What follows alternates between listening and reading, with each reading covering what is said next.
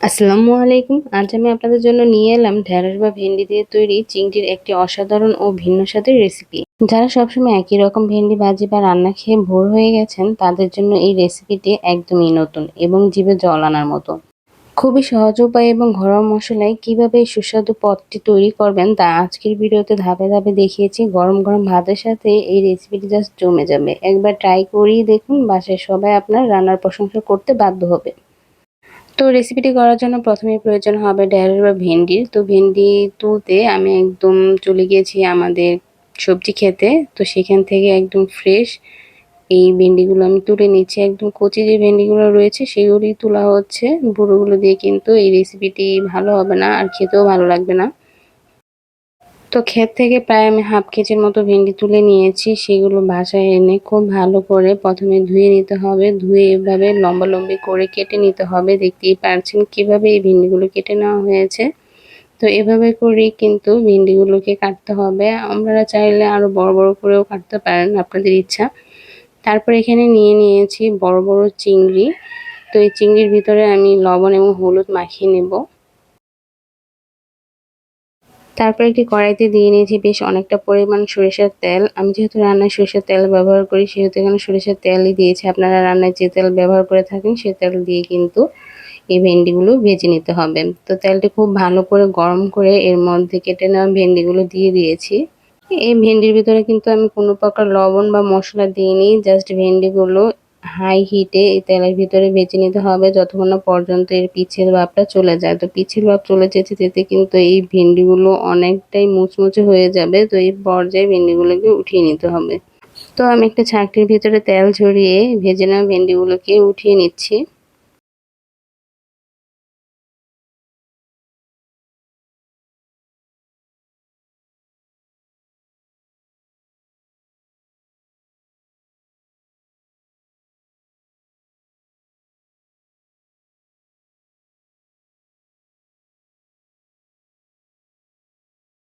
ভেজে নেওয়া ভেন্ডিগুলো তোলার পর সে একই কড়াইতে দিয়ে নিচ্ছি মাখিয়ে নেওয়া চিংড়িগুলোকে।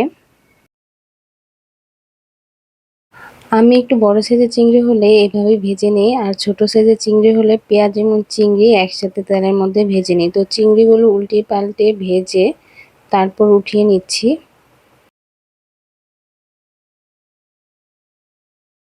চিংড়িগুলো তোলার পর অবশিষ্ট তেলে আমি দিয়ে দিচ্ছি পেঁয়াজ কুচি। এখানে আমি 3টি বড় সাইজের পেঁয়াজ কুচি ব্যবহার করেছি। সাথে দিয়ে নিচ্ছি কাঁচামরিচ। তারপর খুব ভালো করে এই পেঁয়াজগুলিকে ভেজে নিতে হবে।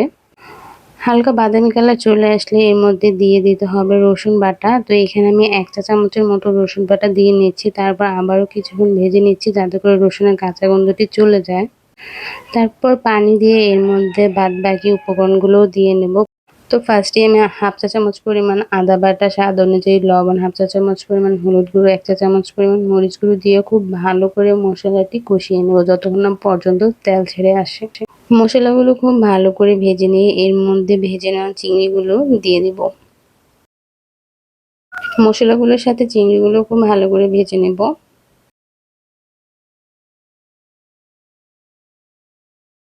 চিংড়িগুলো মশলাগুলোর সাথে ভেজে নেওয়ার পর এর মধ্যে পরিমাণ মতো পানি দিয়ে নেব এবং ততক্ষণ পর্যন্ত রান্না করব যতক্ষণ না পর্যন্ত পানিগুলো একদম টেনে তেল ছেড়ে আসে। অলরেডি কিন্তু চিংড়ি রান্নাটি হয়ে গিয়েছে।